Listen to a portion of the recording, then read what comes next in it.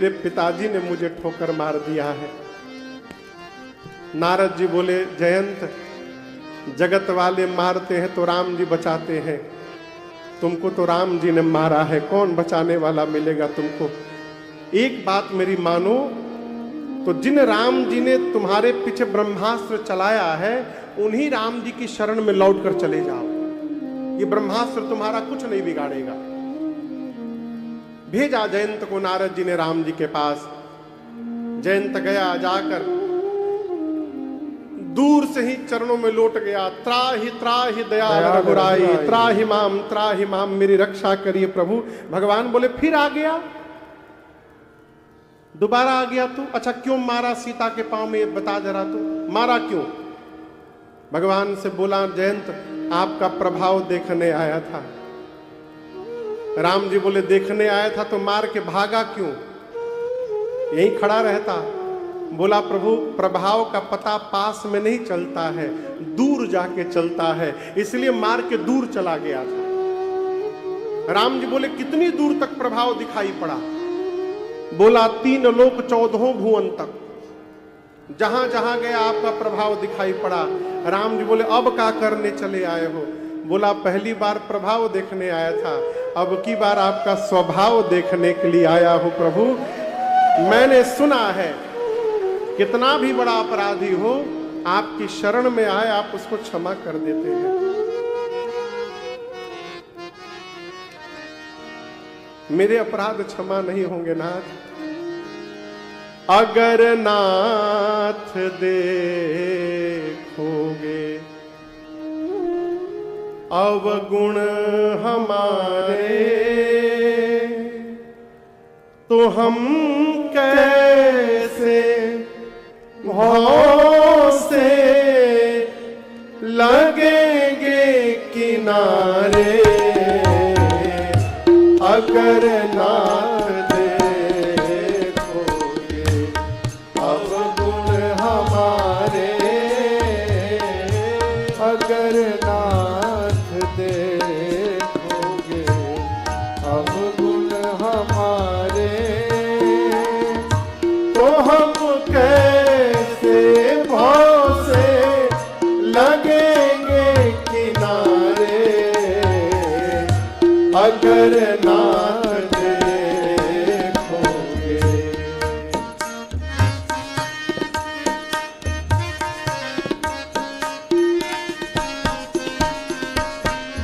अवगुण हमारे, तो हम कैसे भाव से लगेंगे किनारे।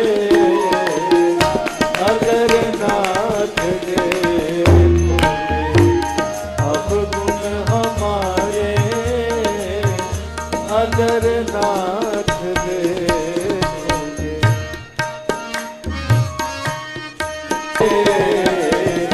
अगर नाथ देखोगे अवगुण हमारे, अगर नाथ देखोगे अवगुण हमारे, तो हम कैसे भाव से नाथ देखोगे।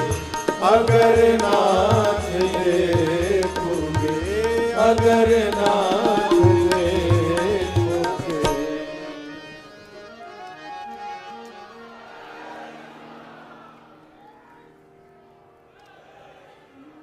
अगर नाथ देखोगे अवगुण हमारे, तो हम कैसे भाव से लगेंगे किनारे। अगर नाथ देखो। भगवान बड़े आवेश में हैं, लेकिन आपको बताऊं, सीता मैया ने बोल करके राम जी को और जयंत को छुड़वा दिया। सीता मां के कहने पर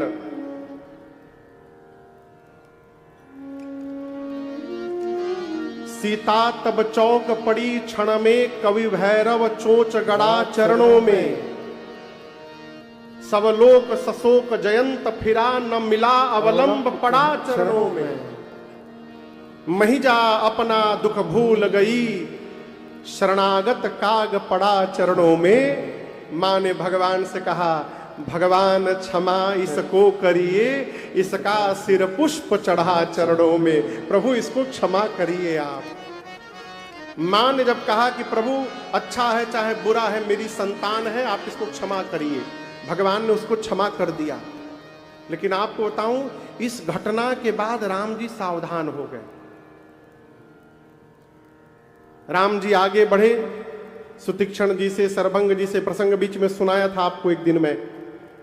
अगस्त मुनि के पास गए, अगस्त मुनि ने कहा राम जी से आप पंचवटी में जाके रहिए। राम जी वही नासिक पंचवटी में भगवान पहुंचे। अगले वर्ष जहां महाकुंभ है, अगले साल अगस्त महीने में और सितंबर महीने में नासिक में कुंभ लगने वाला है, सिंहस्थ कुंभ है।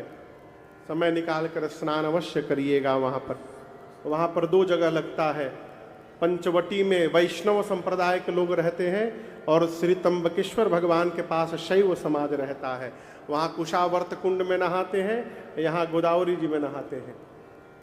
तो वही नासिक पंचवटी में भगवान कुटिया बना के रहे। एक दिन सूर्पनखा पहुंची। कौन पहुंची? ये पता है कौन है? रावण की बहन है। नकली चेहरा लगाकर राम जी के पास गई, जाकर शुरू हो गई, तुम सम पुरुष नमो सम नारी, यह संजोग विधि रचा विचारी, मम अनुरूप पुरुष जग माई, देखे खोज लोक देवना, ताते अब लगी रही कुमारी, मन माना कछु तुमहि निहारी।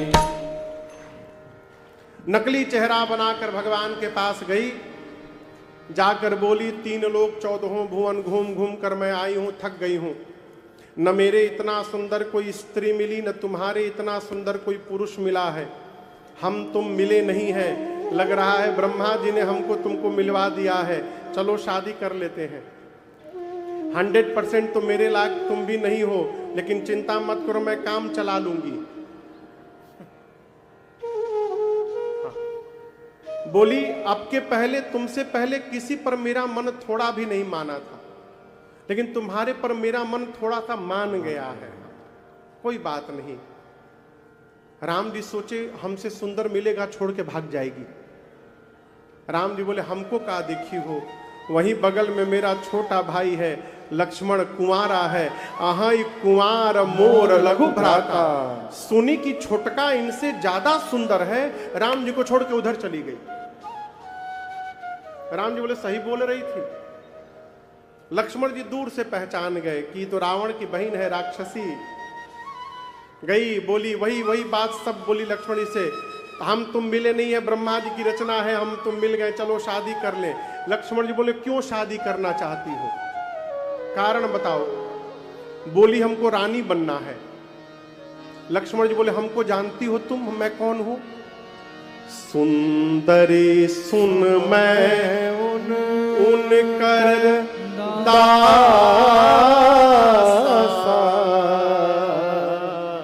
जो तुमको मेरे पास भेजे हैं, मैं उनका दास हूं। बोली, क्या? अब वो कौन है? वो प्रभु समर्थ कौशलपुर राजा। वो कौशल नरेश है, राजा है, उनके साथ शादी करोगी, रानी बन जाओगी, हमारे साथ करोगी, दासी बन जाओगी। Choices is yours. बताओ क्या बनना है, दासी बनना है कि रानी बनना है? बोली, हमको तो रानी बनना है। लक्ष्मण पर फिर कहाँ खड़ी हो, जाओ राम जी के पास जाओ, उधर जाओ। दौड़ कर गई, जाकर बोली, आप तो कह रहे थे आपका भाई है, वो तो आपका दास निकला। राम जी बोले, पढ़ाया तुम पढ़ ली, छोट भाई है हमार, लखनपुर का पूरा डिपार्टमेंट वही संभालता है। लखनपुर समझ रहे हैं ना? लखनऊ का नाम पहले लखनपुर था। मुगल आए तो लखनपुर को लखनऊ कर गए। मुगल आए तो लखनऊ बदल दिए, बाबा आए तो यो बदलेगा। आप सब बदला है ना, अब लखनऊ की बारी है। अभी आज लोग हमको बोले, हम पूछे कहां से हैं, बोले इलाहाबाद से। अब तो इलाहाबाद का पिंड छोड़िए, अरे प्रयाग हो गया, काहे के इलाहाबाद मलिहाबाद बोले जा रहे हैं। अहो फैजाबाद गायब हो गया ना जी, फैजाबाद गायब हो गया, मुगल सराय गायब हो गया, हाँ इलाहाबाद गायब हो गया, न जाने देखिए काका गायब हो रहा है अभी। राम जी बोले मेरा छोटा भाई है, कोई सेवक दास नहीं है, उधर जाओ उधर जाओ। दूसरी बार लक्ष्मण जी कहां बर्दाश्त करें, जैसे गई तो लक्ष्मण जी बोले सुन इधर, बहुत विवाह के लिए परेशान हुई है, तेरा वर्ण वही करेगा जो लज्जा को तिनके के समान त्याग करके बैठा है। इतना अपमान बर्दाश्त नहीं कर पाई, दौड़ी विकराल रूप धारण करके सीता मैया की ओर। राम जी ने लक्ष्मण भैया को इशारा किया, भाई काट दो। का काट दो? केवल नाक नहीं, लक्ष्मण अति लाघव सो नाक कान बिनु ताके कर रावण का मनो दे। लक्ष्मण जी ने उसका नाक कान दोनों काट दिया, दोनों। कान क्यों कटवाया भगवान ने? भगवान बोले बहुत बोलती है, सुनती नहीं है। जब सुनती नहीं तो टोपानियर कान लेकर घूमने का क्या मतलब, काटो कान इसका। और नाक क्यों कटवाया? बोल रही थी मेरे से सुंदर कोई नहीं है। भगवान बोले इसका नाक काटो, बनाओ कुरूप इसको। मैं अमेरिका में कथा गा रहा था, 2 साल पहले की बात है, कैलिफोर्निया में यही प्रसंग चल रहा था। एक बुद्धिमान व्यक्ति बीच कथा में उखड़ गए, खड़े हो गए, बोले महाराज ये क्या बोल रहे हैं, राम जी ने एक औरत की नाक कान कटवा दी, आप इसको कैसे जस्टिफाई करेंगे? हमने कहा अच्छा आप शांत होइए। फिर मैंने उनसे पूछा कि यदि कोई स्त्री बंदूक लेके आपके ऊपर तान दे तो आप उसकी आरती उतारिएगा?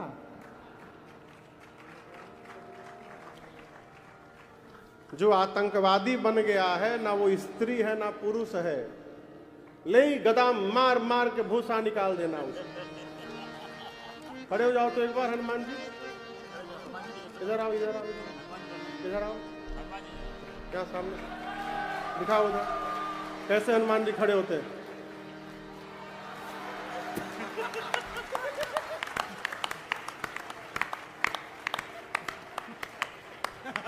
हो गया, आप बैठ जाओ। अद्भुत अद्भुत, जय जय। भगवान ने लक्ष्मण जी से उसका नाक कान कटवाया। मैं जो कह रहा था कि राम जी जयंत के प्रसंग से सावधान हो गए। सुपनखा जाकर के खरदूषण को ले आई। खरदूषण विशाल सेना लेकर के आए। राम जी ने लक्ष्मण जी से कहा सीता जी को लेकर आप भीतर गुफा में जाइए। तो क्या राम जी को यह डर है कि खरदूषण सीता जी लक्ष्मण जी को मार देंगे? डर नहीं है। राम जी सावधान हैं कि जैसे इनकी ममता जग गई थी और जयंत को नहीं मारने दी थी, वही ममता कहीं खरदूषण पे न जग जाए। बोले जगदम्बा हुई, दोनों हमारा लड़का है, मारिए मत, तो ये सबको बचाती रहेंगी। भगवान ने कहा लक्ष्मण जी से कहा कि इनको लेके भीतर जाइए आप, फिर हम इधर सफाई अभियान करते हैं। लक्ष्मण जी मां को लेकर गए। भगवान ने ऐसी माया रची कि आपस में लड़ी के खरदूषण मर गए। सुपनखा देखी खरदूषण मर गए। अब गई रावण के पास, जाकर चिल्लाई करसी पानी सो वस दिन राती, सुधी नहीं तव सिर पर आराती। रावण दिन रात मदिरा पीकर सोते हो, तुमको होश है तुम्हारा शत्रु तुम्हारे सिर पे नाच रहा है। रावण बोला ये प्रवचन बाद में देना, ये नाक कान कहां कटवा के चली आई तुम? बोली दो वीर पुरुष आए हैं राम लक्ष्मण। राम के कहने पर लक्ष्मण ने काटा है। उनके पास एक बड़ी सुंदर स्त्री है, इतनी सुंदर है कि उसको तुम्हारे पास होना चाहिए। रावण बोला खरदूषण के पास क्यों नहीं गई? बोली गई थी मैं। फिर क्या हुआ? वो भी दोनों गए थे। आगे बताओ, चले गए। मैं कहां चले गए? मर गए दोनों। रावण सुना खरदूषण मर गए। एकांत में जाकर रावण सोचने लगा, खरदूषण मोहि सम बलवंता, तिनहि को मारई बिनु भगवंता। रावण विचार करने लगा कि जितना बल मेरे में है उतना ही बल खरदूषण में था। भगवान को छोड़कर दूसरा कोई उनको मार नहीं सकता। खरदूषण मर गए, इसका अर्थ है कि धरती पर भगवान ने अवतार ले लिया है। अब रावण परेशान, भगवान आ गए तो मेरा उद्धार कैसे होगा? तुरंत माला उठाया, कहा आज से मैं भी भजन शुरू करता हूं। लगा नाम जपने, आधा जपा था तब तक आलस आया और माला हाथ से नीचे गिर गई। रावण बोला मैं भजन नहीं कर पाऊंगा, तामसी शरीर है मेरा। निर्णय किया भजन नहीं कर सकता हूं तो क्या हुआ, युद्ध करूंगा और राम के बाण से प्राण का त्याग करके मैं भी मुक्ति प्राप्त कर लूंगा। चला रावण मारीच के पास। इधर पंचवटी में एक दिन लक्ष्मण जी कहीं गए थे, तो राम जी ने सीता मैया से कहा कि सीते, मैं कुछ लीला करना चाहता हूं, और जब तक मैं धरती से निशाचरों का अंत न कर दूं, आप अग्नि में जाकर के छिप जाइए। कहां छिप जाइए? आपको बताऊं, रावण की क्षमता नहीं थी कि वो मेरी मां का हरण करके ले जाए। मैं प्रमाण के साथ कह रहा हूं, जिस धनुष को सीता मैया बाएं हाथ से उठाई थी, रावण उस धनुष को तो उठाइए नहीं पाया, तो मेरी मां को खाक उठाएगा? आप सोचिएगा, रावण उस धनुष को नहीं हिला पाया तो मेरी मां को क्या उठाएगा? और राम जी जानते हैं कि जब तक रावण लंका ले नहीं जाएगा तब तक मुझे लंका जाने का कारण नहीं मिलेगा, बहाना नहीं मिलेगा। रावण को तो यही साफ कर दूंगा, लेकिन रावण के पीछे जो घर में बैठे हैं उनका सफाई अभियान कैसे होगा? उसके लिए लंका जाना पड़ेगा। लंका जाने के लिए कारण चाहिए, कारण सीता जी को लेकर जाएगा तो मुझे जाने का बहाना मिलेगा। तो भगवान ने कहा सीता जी से कि आप अग्नि में जाकर बैठ जाइए। सीता मैया राम जी के पास अपना प्रतिबिंब रख दी, छाया, और स्वयं अग्नि में जाकर के बैठ गई। अब याद रखिएगा, अब सीता जी लंका नहीं जाएंगी, सीता मैया की छाया लंका जाएगी, और इस रहस्य को राम जी और सीता जी को छोड़कर लक्ष्मण जी भी नहीं जानते। रावण गया मारीच के पास, जाकर बोला चलो सोने का हिरण बनो, राम की पत्नी का हरण करना है मामा। मारीच बोला दिमाग खराब हो गया है, राम जीव नहीं है, भगवान है भगवान। रावण बोला तुमसे प्रवचन सुनने नहीं आया हूं, चलते हो कि नहीं चलते हो, हां ना में उत्तर दो। मारीच बोला पिछली बार राम के सामने गया था, राम प्राण नहीं लिए थे, 100 योजन दूर फेंक दिए थे केवल मुझे। दूसरी बार जाऊंगा मार देंगे मुझे, इस बार गया मार देंगे। रावण बोला तुम ना बोलो, मैं अभी मार दूंगा। जाओगे तो राम जी मारेंगे, तुम ना बोलो मैं अभी मार दूंगा। मारीच देखा, जाऊंगा तो राम जी मारेंगे, नहीं जाऊंगा तो ये पापी मारेगा। यदि मरना ही है तो इस पापी के हाथों क्यों मरा जाए, चलकर भगवान के हाथों मरा जाए, उद्धार हो जाएगा। चला मारीच सोने का हिरण बनकर। सीता मैया ने मृग चर्म मांगा है, और आपको बताऊं राम जी बहुत दूर जाकर भगवान ने बाण चलाया मारीच को। मारीच बाण लगते चिल्लाया हां लक्ष्मण, धीरे से राम बोलकर प्राण का त्याग कर दिया। भगवान ने उसको अपने धाम विदा किया। इधर हां लक्ष्मण की आवाज सुनकर सीता मैया ने बरबस लक्ष्मण जी को राम जी के पास भेजा। बीच में रावण सन्यासी का रूप बनाकर आया, अब मेरी मां को लेकर के गया। आपको बताऊं, सीता मैया विलाप कर रही है पुष्पक विमान में। किसी भी देवता की हिम्मत नहीं कि रावण का जाकर विरोध कर सके, और जो हिम्मत देवताओं ने नहीं दिखाई वो हिम्मत भारत के पक्षी ने दिखाया हो, जटायु जी महाराज ने। है? जटायु जी पहचान गए, मां चिल्ला रही थी, जटायु जी पहचान गए, रघुकुल तिलक नारी पहचानी, ये तो रघुकुल के तिलक राम की अर्धांगिनी मेरी बहू सीता है। जटायु जी बोले, सीते पुत्री करस जनि त्रासा, आता हूं करिहूं जातु धान करनासा, आकर अभी दुष्ट को समाप्त करता हूं मैं। जटायु जी ने रावण को बोला, रे रे दुष्ट ठाढ़ की न होई। क्या बोला रावण को जटायु जी ने? दुष्ट। रावण के पूरे जीवन काल में पहली बार किसी ने रावण को दुष्ट कहा था, पहली बार। रावण क्रोध से कांप कर खड़ा हो गया, किसकी मृत्यु आ गई। आपको बताऊं जटायु जी की उस समय उम्र कितनी थी? 60,000 वर्ष, 60,000 ईयर्स के थे, बूढ़े हो गए थे।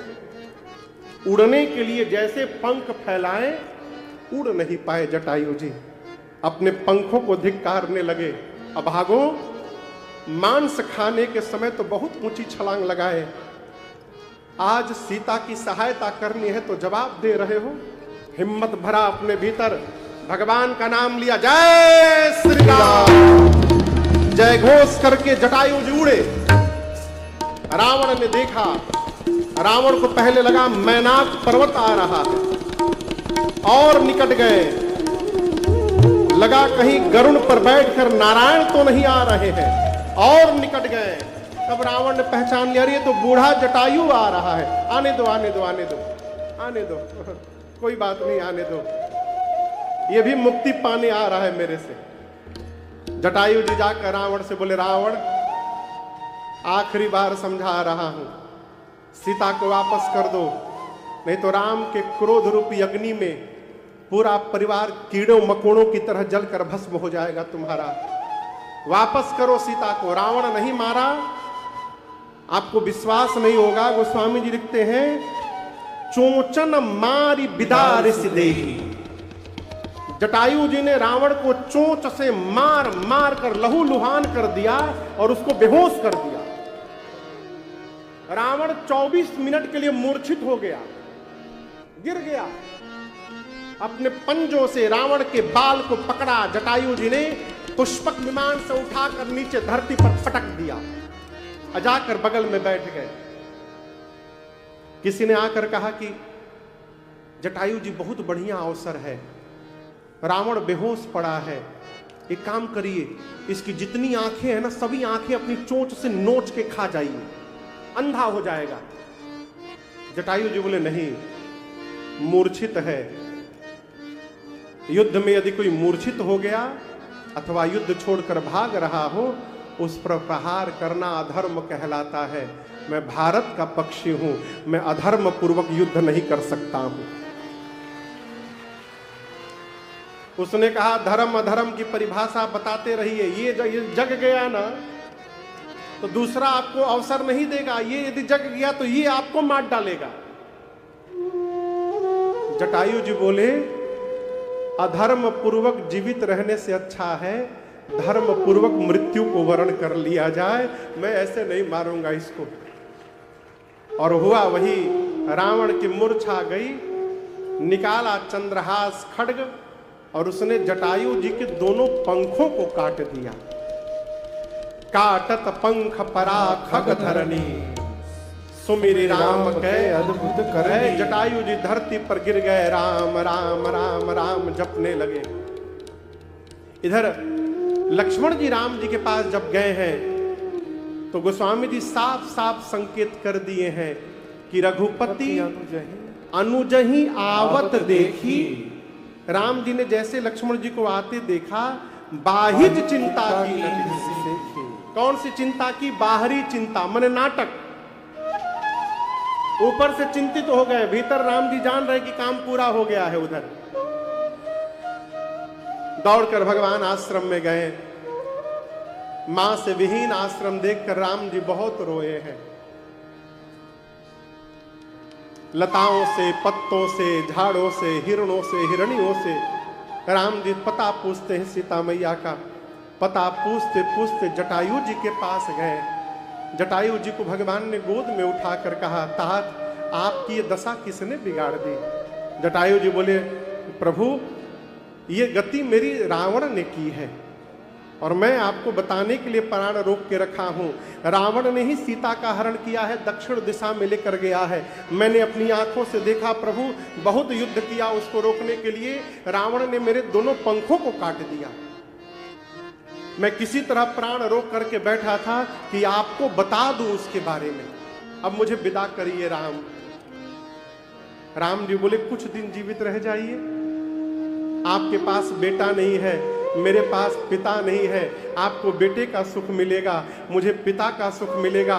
14 वर्ष के बाद मैं आपको अयोध्या लेकर चलूंगा और अयोध्या के सिंहासन पर आपका राज्याभिषेक करके मैं जीवन भर आपके पिता की तरह सेवा करूंगा। तात कुछ दिन और जीवित रह जाइए। जटायु जी ने कहा, राम तुम्हारे पिता मेरे मित्र थे।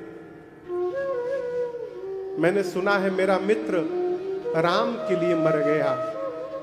यदि दशरथ राम के लिए मर सकता है तो जटायु अपनी बहू सीता के लिए नहीं मर सकता क्या? मैं सीता के वियोग में प्राण छोड़ूंगा राम। राम जी सुने तो उनके नेत्र सजल हो गए और भगवान ने कहा, तात जल भरि नयना कहि रघुराई, जल भरि नयना कहि रघुराई, तात करम निज ते गति पाई, तात करम निज ते गति पाई, परहि तपस जिनके मन माही, परहि तपस जिनके मन माही, तिनकहु जग दुर्लभ कछु नाहि,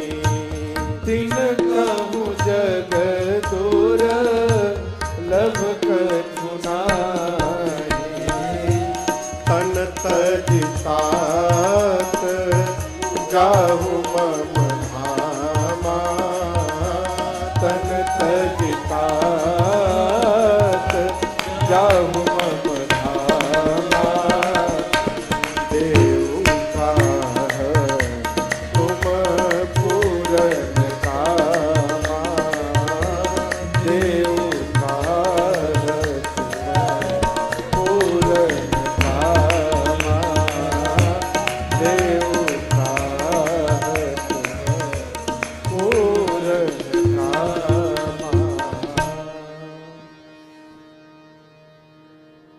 धुआं कहां से आ गया?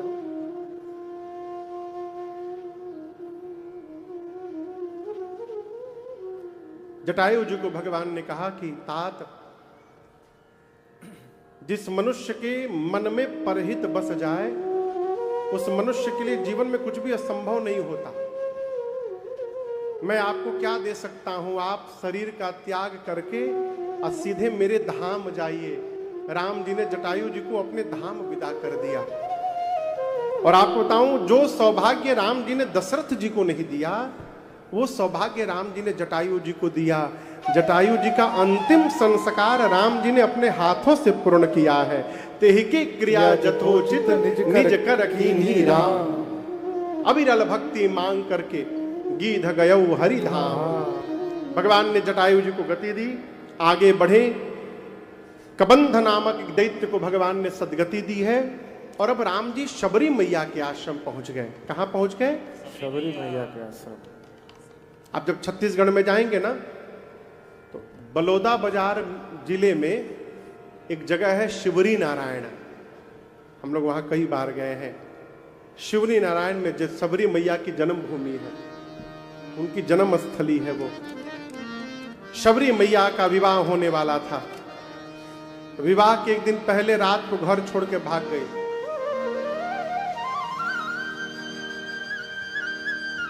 क्यों भाग गई? दरवाजे पर बहुत सारे पशु लाकर बांधे गए थे शबरी मैया के। किसी से पूछा इतने पशु क्यों आए हैं? उसने कहा कि इनको मार करके कल बारातियों के लिए भोजन बनाया जाएगा। शबरी मैया सोची जिस विवाह में इतने पशुओं की हत्या हो जाएगी उस विवाह से मेरा मंगल नहीं होगा। रात को घर से भागी। भागने के पहले जितने पशु बंधे थे उनको खोल दिया। सारे पशु मिलकर शबरी को आशीर्वाद दिए, आपने हमारा बंधन खोला, एक दिन आपका बंधन खोलने भगवान आपके पास आएंगे, ये हमारा आशीर्वाद है। घर वाले तैयारी कर बैठे हैं कि शबरी का कल विवाह होगा। शबरी मैया रात में भाग गई। अरे रत्तिये में बबुनी हो परैली। परैली मतलब भाग गई। अरे रत्तिये में बबुनी हो परैली, ना जाने कहवा गईली। रतिये में बबुनी हो परैली, ना जाने कहवा गईली। ना जाने कहवा गईली, ना जाने कहवा गईली। ना जाने कहवा गईली, ना जाने कहवा गईली। रतिये में बबुनी हो परैली, ना जाने कहवा गईली। रतिये में बबुनी हो परैली, ना जाने कहवा गईली।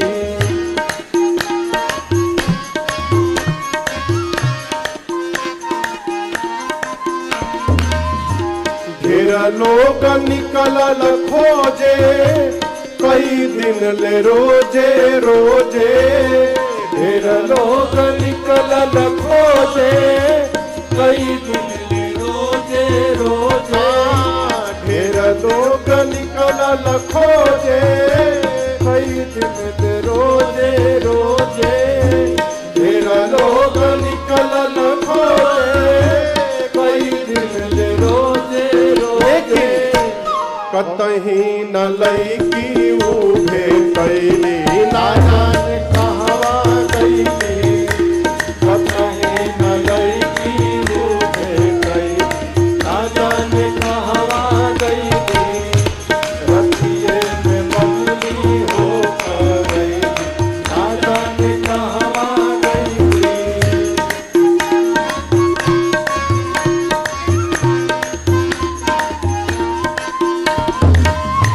मुनिवर के शरण में गईली, राम जी के भगति पैली। मुनिवर के शरण में गईली, राम जी के भगति पैली। हाँ, मुनिवर के शरण में गईली, राम जी के भगति पैली। मुनिवर के शरण में गईली, राम जी के भगति पैली। पंपा सरोवर में नहैली, ना जाने कहवा गईली।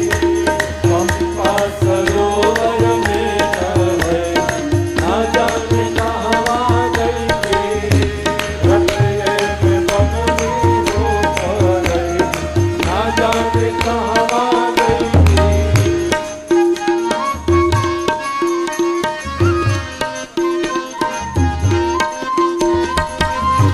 रोजे रोजे राह बहारे, राम जी के राह निहारे। रोजे रोजे राह बहारे, राम जी के राह निहारे। रोजे रोजे राह बुहारे, राम जी के राह निहारे। रोजे रोजे राह बहारे, राम जी के राह निहारे। राम जी के नाम में भूलैली, ना जाने कहवा गईली। राम जी के नाम में भूलैली, ना जाने कहवा गईली। रतिये में बबुनी हो परैली, ना जाने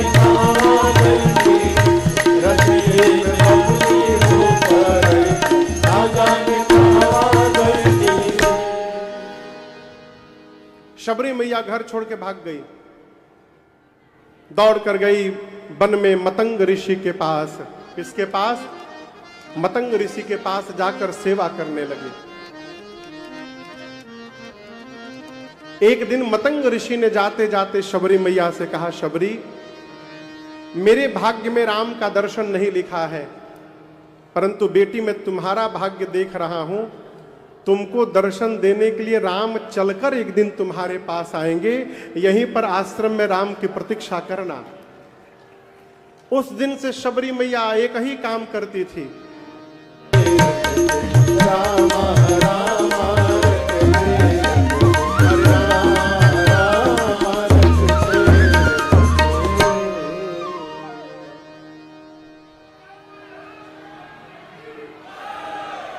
अरे बीती रे उमरिया रामा रामा रटते रटते। आपको सुनकर आश्चर्य लगेगा, शबरी ने भगवान की 10,000 वर्ष तक प्रतीक्षा की थी। कितने दिन तक? 10,000 वर्ष। 10,000 वर्ष। बूढ़ी हो गई थी। लोग कहते थे तुम बूढ़ी हो गई ना, राम नहीं आया ना, बूढ़ी हो गई तुम। कहती थी मैं बूढ़ी हुई हूं, लेकिन मेरी प्रतीक्षा बूढ़ी नहीं भई है, राम अवश्य आएंगे मेरे पास। एक दिन शबरी मैया बैठी थी, उनको 2 लोग आते हुए दिखाई पड़े कुटिया की ओर। अब दर्शन करिए, शबरी ने गुरु जी से पूछा था कि गुरुदेव, यदि राम जी आ भी गए तो मैं पहचानूंगी कैसे? सरकार गुरुदेव ने 5 पहचान बताए थे कि शबरी ये 5 जिसमें दिखाई पड़ जाए वो राम जी हैं। अब राम जी वहां से आ रहे हैं और शबरी मिला रही है। पहला, सरसी जलोचन, कमल के पंखुड़ियों के समान नेत्र होगा। शबरी ने देखा बिल्कुल वैसे ही आंख है। दूसरा, बाहु विशाला, विशाल भुजाएं होंगी राम जी की। देखा शबरी ने घुटने के नीचे तक हाथ है, कहीं 2 मिल गया। तीसरा, जटा मुकुट सिर, सिर पे जटाओं का मुकुट होगा। शबरी बोली 3 मिल गया, मुकुट भी दिखाई पड़ गया। चौथा, उरबान माला, गले में राम जी बनमाल पहने होंगे। बनमाल उसको कहते हैं जो माला गले से लेकर पांव तक नीचे लंबी हो। 5 प्रकार के पुष्पों से मिलकर बनी हुई माला होती है बनमाल, बड़ी लंबी होती है वो। अभी देखा गले में माला, तब तक राम जी लक्ष्मण जी शबरी के पास आके खड़े हो गए। शबरी ने राम जी से पूछा कि भाई साहब, आप जो माला पहने हैं, इस माला का नाम क्या है? राम जी बोले इसका नाम बनमाल है माई। शबरी बोली 4 मिल गया, अब 1 बचा है केवल। राम जी बोले कहाँ मिला रही हो? बोले अभी चुप रहिए, अभी कुछ नहीं बोलिएगा आप। अंतिम गुरु जी हमको बताए थे कि अकेले नहीं आएंगे, श्याम गौर सुंदर 2 भाई। शबरी एक सांवले होंगे, गोरे होंगे, दोनों भाई होंगे। शबरी मैया देखने लगी, सांवले गोरे तो हैं, भाई है कि नहीं है ये नहीं मालूम। तो राम जी से शबरी जी ने पूछा कि भाई साहब, ये गोरे वाले आपके क्या लगते हैं? राम जी मुस्कुरा कर बोले, माई ये हमारे छोट भाई हैं, हम वही रघुराई हैं जिनको आप ढूंढ रही हैं माँ, मैं ही राम हूं।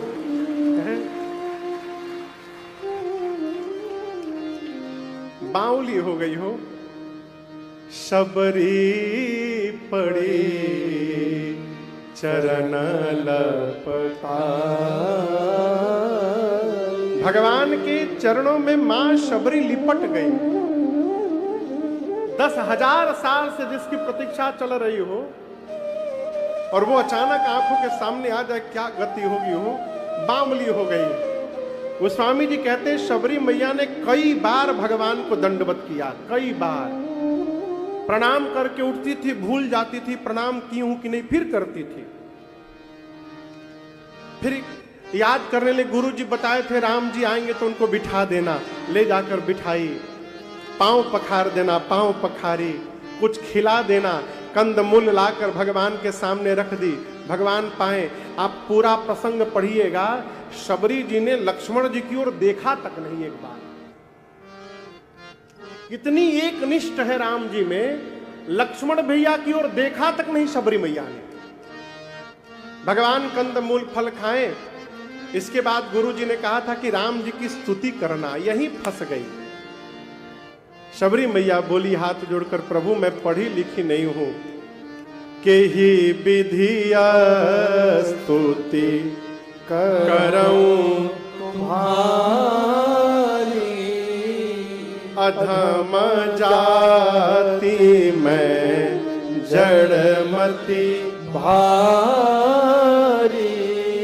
हे प्रभु आपकी स्तुति कैसे करूं, मैं अधम जाति से हूं, जड़मति है मेरी, मैं पढ़ी लिखी नहीं हूं। राम जी बोले, शबरी मैं जाति पाति तो मानता ही नहीं हूं, मानव एक भक्ति करनाता, मेरे लिए भक्ति ही सर्वश्रेष्ठ है। जिसके पास भक्ति हो वो किसी भी जाति का क्यों ना हो मेरा प्रिय है, और ब्राह्मण ही क्यों ना हो, यदि उसके भीतर भक्ति नहीं है मैं उसको कुछ नहीं मानता। और आपके भीतर नवों की नवों भक्ति है। शबरी मैया बोली मेरे भीतर, राम जी बोले मैं बता रहा हूं तुम देखते जाओ। प्रथम भगति संतन कर संगा, दूसरी रति मम कथा प्रसंग, गुरुपद पंकज सेवा, तीसरी भक्ति अमार, चौथी भक्ति मम गुण गण, करई कपट तजिगार, मंत्र जाप मम दृढ़ विश्वासा, पंचम भजन सुवेद प्रकाशा, छठम शील विरति बहु करमा, निरत निरंतर सजन धर्मा, सातव सम मोहिमय जग देखा, मोते सदिक सदिक कर देखा, आठव जथा लाभ संतोषा, सपने नहीं देखई पर दोषा, नवम सरल सब सन छलहीना, मम भरोसा ही हरस नदी, नवम सरल सब सन छलहीना, मम भरोसा ही हरस नदी। राम जी ने शबरी मैया को 9 भक्ति बताई। पहली भक्ति जीवन में किसी संत का संग हो जाना। दूसरी भक्ति जो आप लोग पिछले 8 दिनों से बैठ के कर रहे हैं, भगवान की कथा प्रसंगों में प्रेम हो जाना, ये दूसरी भक्ति है। मान रहित होकर सद्गुरु की सेवा करना, ये तीसरी भक्ति। कपट का त्याग करके भगवान का गुणगान करना, ये चौथी भक्ति। विश्वास पूर्वक भगवान के मंत्र का जप करते रहना, ये 5वीं भक्ति है। सज्जनता शीलता पूर्वक अपने कर्तव्य का पालन करते रहना, ये 6वीं भक्ति है। सबको एक समान देखना और संत का सम्मान भगवान से अधिक करना, ये 7वीं भक्ति है। धर्म पूर्वक जितना लाभ हो रहा हो उसी में संतुष्ट रहना और सपने में भी किसी के दोष की चर्चा न करना, ये 8वीं भक्ति है। और राम जी कहते हैं शबरी, जीवन में सरल हो जाना, सहज हो जाना और मेरे भरोसे हो जाना, ये 9वीं भक्ति है। यही 9 प्रकार की भक्ति है। और राम जी कहते हैं 9 भक्ति के पीछे नहीं पड़ना है, कोई एक भक्ति आ जाए जीवन में बस। 9 में से एक भी भक्ति जिसके पास है, राम जी कहते हैं वो मुझे अतिशय प्रिय है। शबरी आप में तो 9 की 9 भक्ति विद्यमान है। सीता के विषय में कुछ जान रही हैं आप? शबरी मैया ने कहा, प्रभु मेरे गुरुदेव ने कहा था राम जी जब सीता जी के बारे में पूछें तो कह देना कि राम जी आप पंपा सरोवर जाइए, वहां सुग्रीव जी से मित्रता होगी और आपका सब काम सुग्रीव जी पूरा कर देंगे।